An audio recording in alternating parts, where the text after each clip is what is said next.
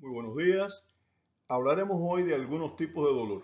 En un video anterior describíamos las características del dolor y la importancia de establecer si se trata de un dolor neuropático y de si este es periférico o es central o si es un dolor nociceptivo y si este es a su vez somático o visceral. Recuerden esa clasificación, ¿eh?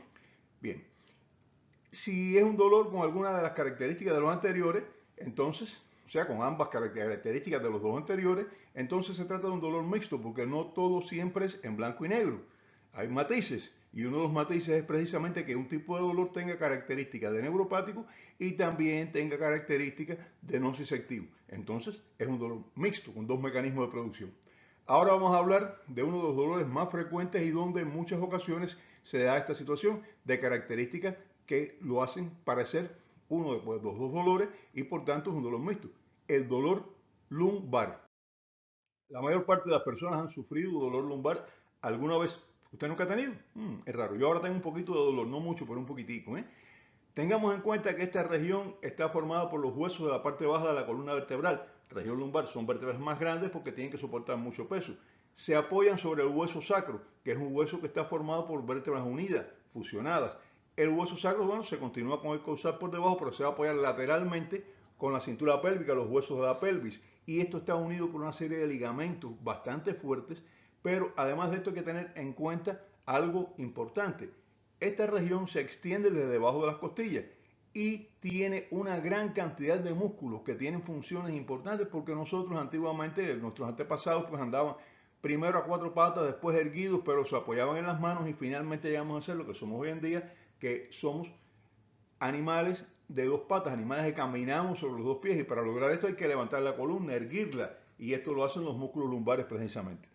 Bien, estos músculos pueden ser músculos que permitan la flexión, agacharnos, estamos así, bueno, pues nos inclinamos hacia adelante, son músculos flexores. Tenemos músculos que hacen que nos dirigamos hacia atrás, son músculos extensores y tenemos también músculos que hacen que podamos girar la columna hacia un lado o hacia otro y son músculos oblicuos. Todo esto está situado en la región lumbar y todo esto pues, ya decíamos, huesos, músculos, ligamentos, pues todo esto tiene la posibilidad de lesionarse por nuestra posición o lesionarse por algunos disparates que hacemos, que todos hacemos disparates en este sentido. Estos tres grupos de músculos, músculos flexores, músculos extensores y músculos oblicuos, están insertados en la columna vertebral lumbar, en los huesos de la cintura y forman parte de la pared del abdomen, de la pared posterior. Nos permiten los movimientos de la columna y además las cinco vértebras lumbares están articuladas entre ellas y unidas por ligamentos, pero separadas por unos cojinetes, una especie de almohaditas pequeñas y duras, ¿no? En forma de disco fibroso, muy resistentes, con un núcleo central gelatinoso y que actúan como amortiguador. Son los llamados discos intervertebrales. Y entre las vértebras salen a ambos lados nervios que van a llevar la sensibilidad de toda esa zona.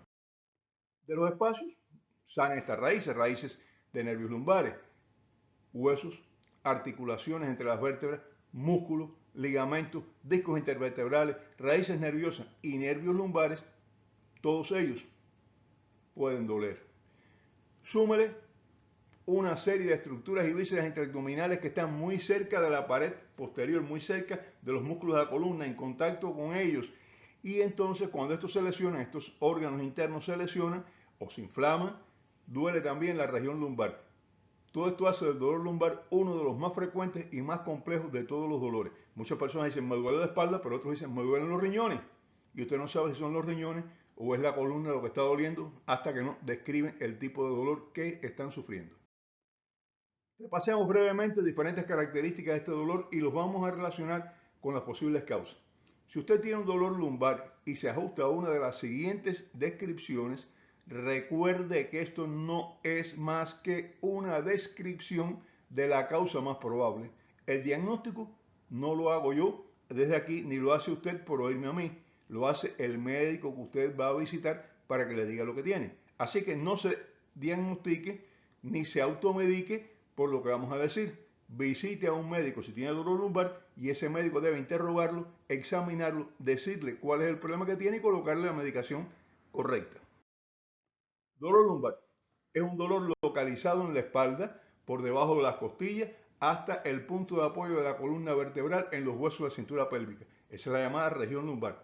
Ahora, la primera pregunta, ¿este dolor es un solo lado? o es de los dos lados. Si es de un solo lado, nos preguntamos, ¿para dónde se refleja? ¿Se irradia o se corre, como decimos un poquito más comúnmente en la calle? Por ejemplo, la cara posterior del muslo es a veces una zona donde recibimos el dolor lumbar como un corrientazo. Se alivia con determinadas posiciones y empeora con otras y con los movimientos. Entonces, en esas características, un dolor lumbar que irradia hacia la parte posterior del muslo, que tienes como un corrientazo, que empeora con algunas posiciones, que mejora cuando hacemos reposo, puede ser lo más probable un dolor neuropático periférico y corresponde posiblemente, y digo posiblemente, con una raíz nerviosa. El dolor de una raíz nerviosa tiene una característica que facilita el diagnóstico. Se localiza a un lado de la columna vertebral, la columna lumbar, y en el punto de salida de la región esta. Si nosotros buscamos la salida del nervio y presionamos con un dedo, hay un signo muy antiguo, que es el llamado signo del timbre de cese, que provoca un dolor intenso cuando comprimimos el nervio. Comprimimos exactamente la salida del nervio. Se trata de una radiculitis, una inflamación de la raíz del nervio. Lo apretamos y entonces sentimos el corrientazo. Es ¡ay!, dice el paciente. ¿Y entonces por qué es esto? Porque estamos comprimiendo el nervio que duele. Y recuerden que hablamos con el dolor neuropático que lo que duele es el trayecto de nervio y que no se localiza exactamente cuando es un dolor neuropático, pues nos duele, por ejemplo, en una pierna, pero la lesión no está en la pierna, la lesión está en el trayecto de nervio. Y aquí nosotros estamos comprimiendo exactamente el trayecto del nervio. El signo del timbre de cese, que es este que estamos hablando, es un signo muy antiguo, pero que aún tiene gran vigencia y nos permite hacer diagnósticos. Hay varias causas de dolor por de una raíz nerviosa. Puede deberse a que esa raíz está comprimida por una hernia discal, que es que el núcleo este que hablábamos, que es un núcleo gelatinoso del cojinete, del disco intervertebral, protruye, sale y empuja esa raíz, la comprime contra el hueso del otro lado. Eso puede ser. Pero puede ser también porque el paciente tiene osteoartrosis, es decir, tiene lo que nosotros tenemos en la calle, artrosis. Y este artrosis tiene osteofitos, huesitos que salen así por los lados y estos osteofitos pues van estrechando el espacio de salida del nervio y pueden comprimirlo también. Esto es una posibilidad también importante. Ahora, puede haber otras causas. Una causa puede ser también una lesión en un disco intervertebral por un trauma o por cargar pesos excesivos. Es decir, el hecho de diagnosticar un dolor radicular no quiere decir que tenemos el diagnóstico ya. Ese es el diagnóstico del tipo de dolor. Hay que buscar la causa. Si el dolor se localiza en la zona a los lados de la columna, a los dos lados, no en la misma columna, si aparece o empeora con los movimientos y cuando la persona se mueve o palpamos la región lumbar aparece dolor, pues probablemente puede tratarse de un dolor nociceptivo somático, es decir, un dolor muscular. Este dolor muscular no tiene radiación hacia los miembros inferiores, está localizado en esta zona, es generalmente bilateral, aunque puede ser unilateral, y cuando examinamos al paciente muchas veces encontramos contractura de esos nervios. Y cuando examinamos al paciente después, bueno, y hablaremos del examen físico en este paciente, pues ya encontraremos algunas características. Los dolores musculares pueden estar causados por ejercicios intensos, sobre todo personas que no están acostumbradas a ello, por posiciones inadecuadas, sobre todo cuando viajamos en condiciones no muy adecuadas, no correctas, en algunos asientos que son estrechos, que nos tienen comprimidos, eso pasa en los aviones muchas veces. Puede ser por alteraciones propias de la columna vertebral, la persona tiene un defecto de la columna vertebral que nació con él, defectos congénitos de columna vertebral, o puede ser por muchas otras causas, es decir, localizar, que es diagnosticar que el dolor es muscular, no nos da la causa aún, nos dice cuál es el mecanismo de producción, pero tenemos que seguir buscando la causa. Si el dolor lumbar es más difuso, es bilateral, es decir, a los dos lados, empeora con los movimientos, no podemos mantener la posición de sentado y no tiene una localización que corresponda con el trayecto del nervio periférico, o teniéndola, se acompaña de un dolor que no es exactamente la localización del nervio. Se trata de un dolor mixto. El dolor mixto presenta características de dolor neuropático y de dolor no disectivo. Por lo general se trata de lesiones neuropáticas empeoradas con causas no disectivas. Es lo más probable. Ante un paciente con dolor lumbar es muy importante examinarlo de pie, erguido, lo más recto posible, con la espalda desnuda hasta un poco por debajo de las caderas, los pies juntos y sin zapatos. Y entonces observarlo por detrás.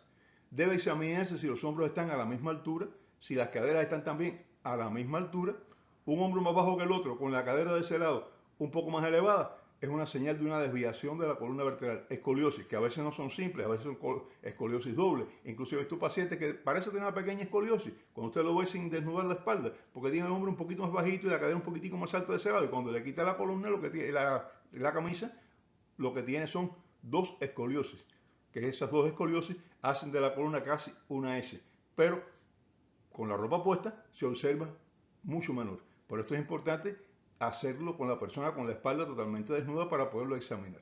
Debe revisarse todo el trayecto de la columna, que debe ser más o menos recto de encima a abajo, generalmente unas pequeñas escoliosis condicionadas sobre todo por nuestra posición al escribir. Eso es normal, es la escoliosis fisiológica dorsal, pero las escoliosis marcadas sí se observan con gran facilidad. Si tiene curva hacia los lados la columna vertebral, pues puede tratarse de una escoliosis. Debe examinarse la columna totalmente. Es normal la presencia de algunas curvaturas con concavidad posterior o con convexidad posterior. Son las llamadas lordosis cervical y lumbar, por estar localizada en la región cervical y la región lumbar, es decir, el cuello es un poco así curvo, la parte de la espalda también es un poco curva, y en el medio pues tenemos entonces una región más prominente que es una que es normal, que es en la región dorsal, y tenemos otra igual en la región sacra. Son las llamadas cifosis fisiológicas o normales de la columna. Esto es lo normal, o sea, la columna vertebral no es recta vista de lado, es más o menos recta vista por detrás, pero no es recta vista de lado, tiene sus pequeñas curvaturas, que son las normales. Ahora, estas curvaturas pueden rectificarse, es decir, donde debía haber una curvatura, la columna parece recta, o puede exagerarse, es decir, la curvatura que debía tener en un sentido o en otro, ahora es mucho mayor, y ya esto no es lo normal.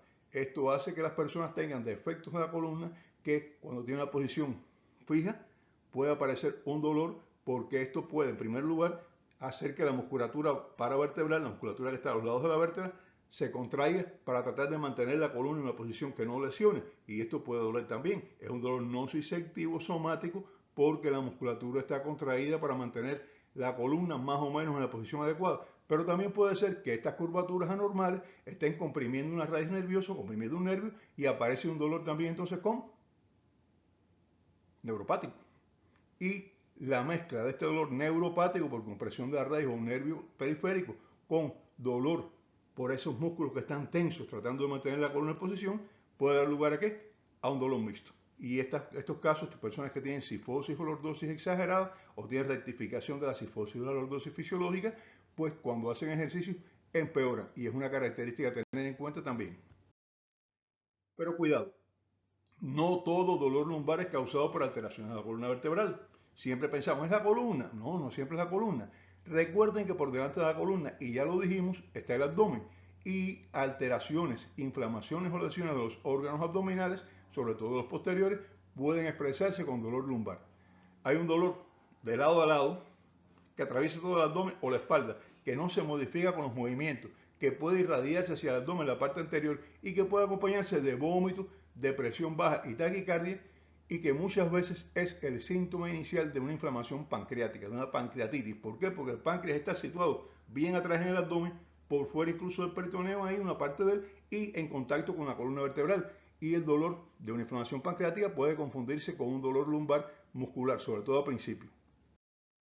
Si el dolor es de un solo lado, es intenso, se intensifica primero y después se alivia un poco, no tiene irradiación hacia la extremidad inferior, más bien se irradia hacia el hemiabdomen inferior, hacia la línea media, por la parte de abajo del abdomen, del vientre.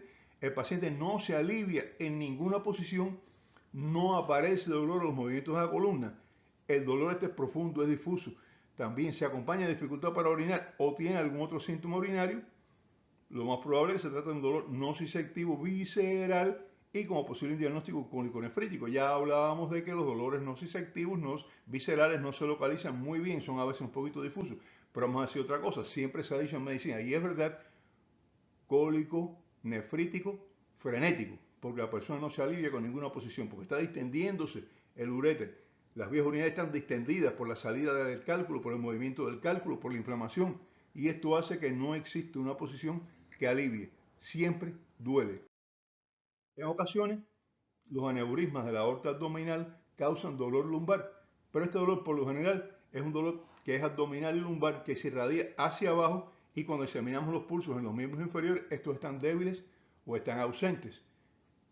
Esto lo he visto y a veces hasta nos confunde. Si no revisamos los pulsos abdominales, los pulsos en los miembros inferiores, pues podemos confundirnos también, buscarlos.